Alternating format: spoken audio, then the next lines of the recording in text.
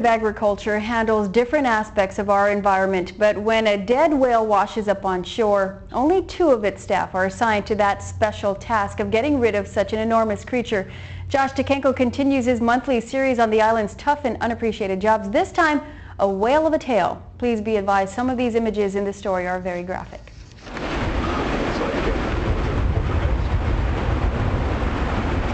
So you might be wondering why we're dressed like this. Well, that's because I'm here today with the Department of Agriculture doing a special assignment. We're cutting up a dead whale, all in the name of science. It's something I wouldn't wish on anyone to have to do again. Meet biologist Brent Tibbetts and coral reef ecologist Valerie Brown. Every bit of information we can get from them helps us to learn more about them. Their day jobs include working for the Department of Agriculture and the National Oceanic and Atmospheric Fisheries. But since a dead beaked whale washed up on the island shores in January, somehow they were put in charge of getting rid of its remains. And then I mentioned both of these science lovers gave up their weekend to do this for free? We deal with probably an average of 1 stranding a year, but almost always they're smaller than this and they're in more accessible places than this. So once we look and identify, we can just push them back out in the water and be done with it. This was kind of an unusual case. Brent explains that given the surf conditions and the fact that the decaying marine mammal is wedged between rocks of the Port Authority's beach, removing this whale carcass will be a challenge. Before we start, we assess the area and start suiting up with surgical masks, large butcher aprons, and rubber gloves. I hope this blocks the smell enough.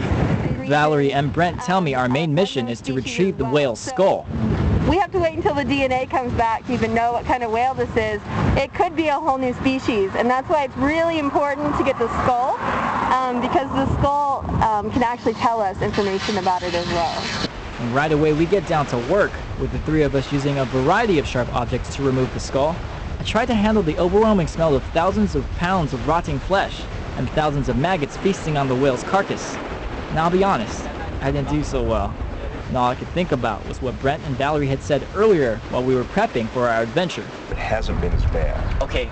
But, you know, because it like we washed up Monday morning, Tuesday night or Wednesday morning it popped and deflated, and I think that once we get into that... But I think that's actually going to be a good thing, inside, because it's really those gases. No, I know, the gases smell, smell. but I think once we open it up and get into that kind of like cavity that's been festering, it may not be too nice again. So see, and it's just, yeah, and it's, we're all set. Awesome. It's coated with flies and maggots and crabs. Go team! Okay,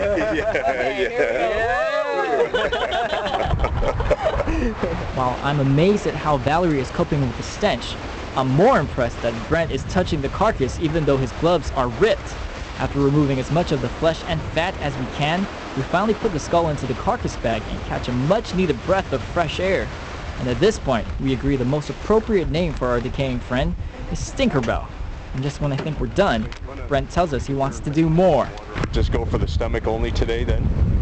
Or do you want to try to... Oh my god, I don't even want to.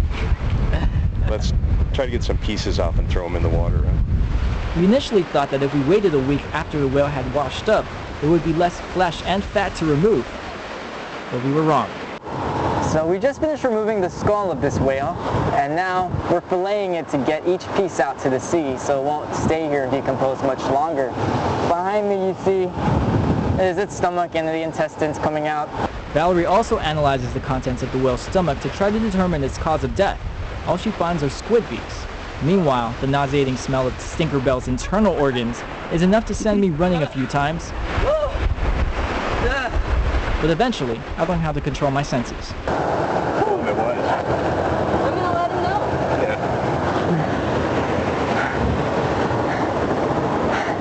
I can do this. Although we don't get rid of the entire carcass, the 3 of us managed to remove an entire portion of its midsection and dispose of chunks of the whale in the ocean. And after a few hours of doing this, we decided to call it a day, but not before we thoroughly sanitize ourselves with biodegradable soap and Clorox water. Valerie also reminds me of why it's important to study this deceased ocean giant. And so they're really important indicators of the ocean's health. So we would have loved to have gotten the entire skeleton, but you saw the rocks, you slipped over the rocks. It just wasn't possible to get out and get this one. So we are working on a response plan and funding mechanisms, and hopefully in the future we'll be able to actually obtain specimens if they come into shore again. Brent says working in such unusual circumstances comes with the job. Do you like your job?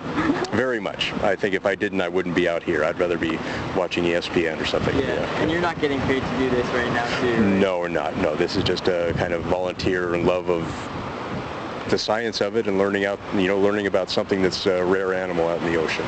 Both of them say they will be working with scientists from Hawaii to find out more about this whale, and they definitely consider something like this a tough job.